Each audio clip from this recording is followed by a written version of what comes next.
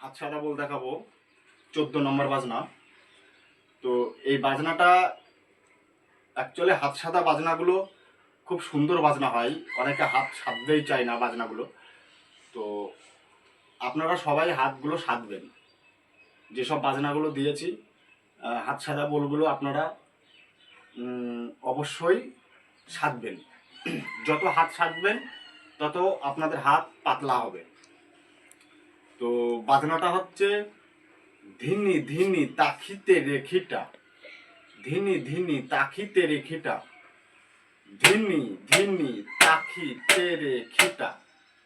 তো এই বাজনাগুলো হচ্ছে খুব সুন্দর বাজনা, দেখুন কত সুন্দর। ধিনি ধিনি তাখিতে রেখিটা, ধিনি ধিনি তাখিতে রেখিটা, ধিনি ধিনি তাখিতে রেখিটা। তো এই বাজনাগুলো যদি আপনারা শিখে বাজান তাহলে খুব আপনারা আনন্দ পাবেন।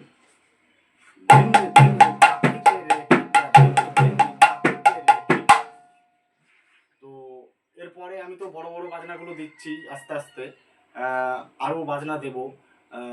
তো আমাদের গুরুদেব বলতেন যে হচ্ছে হাতটা ভালো করে সাধতে হবে, তারপরে অন্য বাজনা। আমি হাত যদি না সাধতে পারি, না ওইগুলো বাজাতে পারি, তাহলে আমি বড় বাজনা নিয়ে কি করব? কিছুই তো করার নেই। তো এই বাজনাগুলো আগে শিখতে হবে। দেখুন দিনই দিনই বাজনাটা কেমন হবে।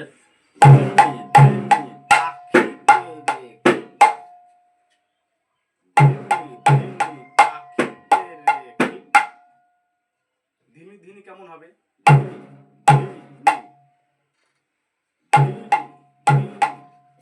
দেখুন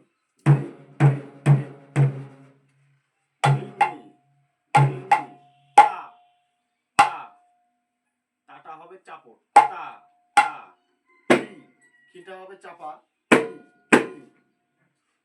টা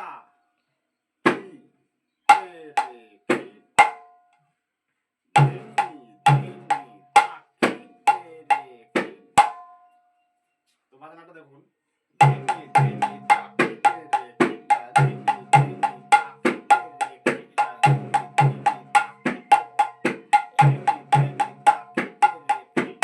ঠিক এইরকম ভাবে রিয়াজটা করতে হবে। আগে আস্তে আস্তে রিয়াজটা করতে হবে, আগে বলটা মুখস্থ করতে হবে। ধিনি ধিনি তাখি তেরে খিটা পরিষ্কার করে বাজাতে হবে।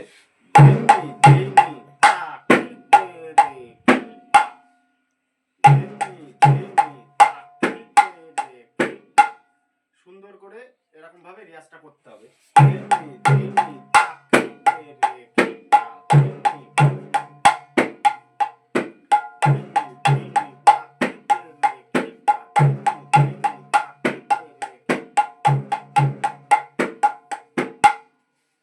এরকম ভাবে আপনারা রিয়াজ করবেন প্রত্যেকটা দিন, তাহলে খুব সহজেই আপনারা বাজনাগুলো শিখতে পারবেন। এই যে আমরা সহজ কথাটা বলি, এই সহজে কিছুই হয় না। কষ্ট না করলে বাজনা যে কোনো জিনিসই শেখা হয় না। দেখুন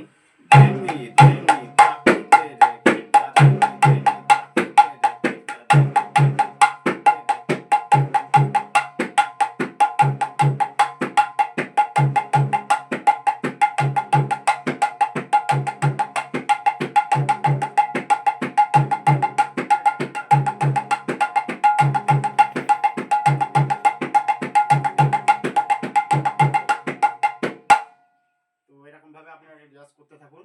আগামীকাল আমি আরেকটি ভিডিও নিয়ে আসছি। নমস্কার।